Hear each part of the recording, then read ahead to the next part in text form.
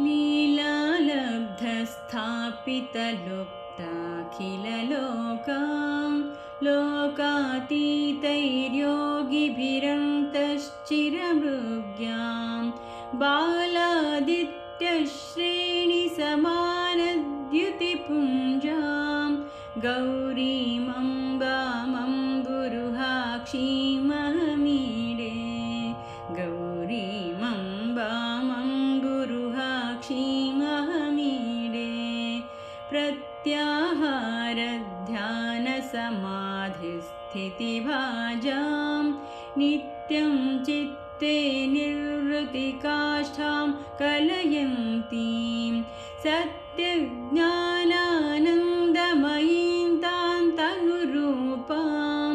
गौरीमम्बामम्बुरुहाक्षीमहमीडे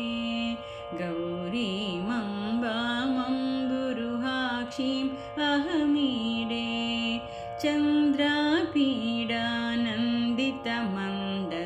चन्द्रापीडानन्दितमन्दस्मितवक्त्रां चन्द्रापीडालङ्कृतनीलालकभाराम्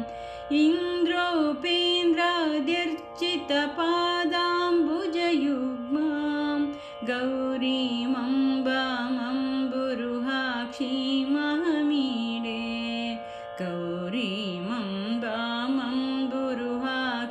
गौरीमम्बामम्बुरुहाक्षीमहमीडे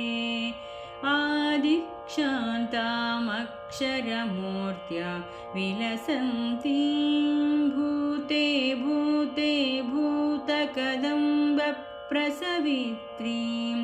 शब्दब्रह्मानन्दमयीं तां तटिदाभां गौरीमम्बामम्बुरुहाक्षीमहमीडे गौरीमम्बामम्बुरुहाक्षीमहमीडे मूलाधारादुत्थितवीथ्या विधिरन्ध्रं सौरं चान्द्रं व्याप्य विहारज्वलिताङ्गीं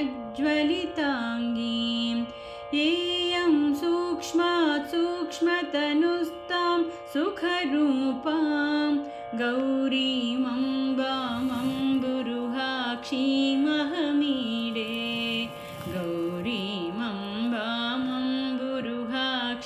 गौरीमम्बामम्बुरुहाक्षीमहमीडे नित्यशुद्धो निष्कलयेको जगदीशः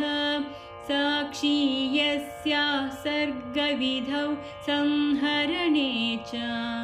विश्वत्राणक्रीडनलोलां शिवपत्नीं गौरीमम्बामम्बुरुहाक्षीमहमीडे गौरीमम्बामम्बुरुहाक्षीमहमीडे यस्याः कुक्षौ लीनमखण्डं जगदण्डं भूयो भूयः प्रादुरभूदुत्थितमेव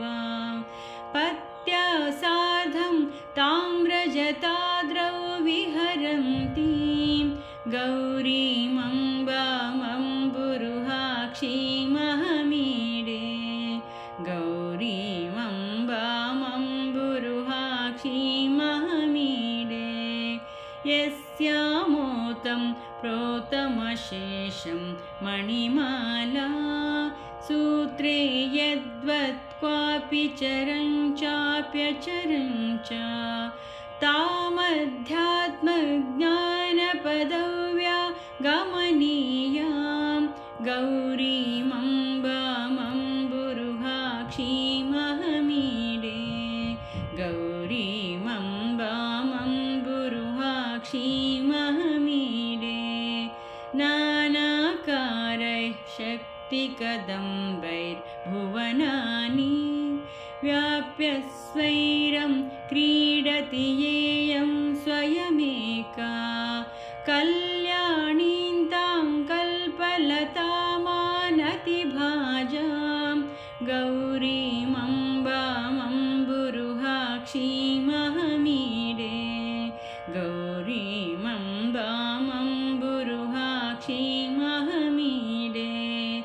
आशापाशक्ति क्लेशविनाशं विदधानां पादाम्भोजध्यानपराणां पुरुषाणाम् ईशामीशार्धाङ्गहरान्ताम् अविरामां गौरीमम्बामम्बुरुहाक्षीमहमीडे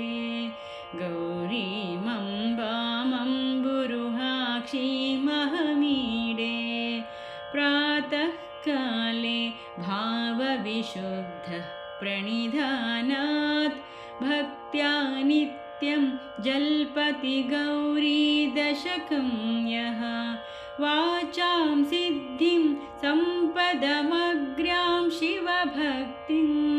तस्यावश्यं पर्वतपुत्री विदधाति तस्यावश्यं पर्वतपुत्री विदधाति गौरीमम्बामम्बुरुहाक्षीमहमीडे गौरीमम्बामम्बुरुहाक्षीमहमीडे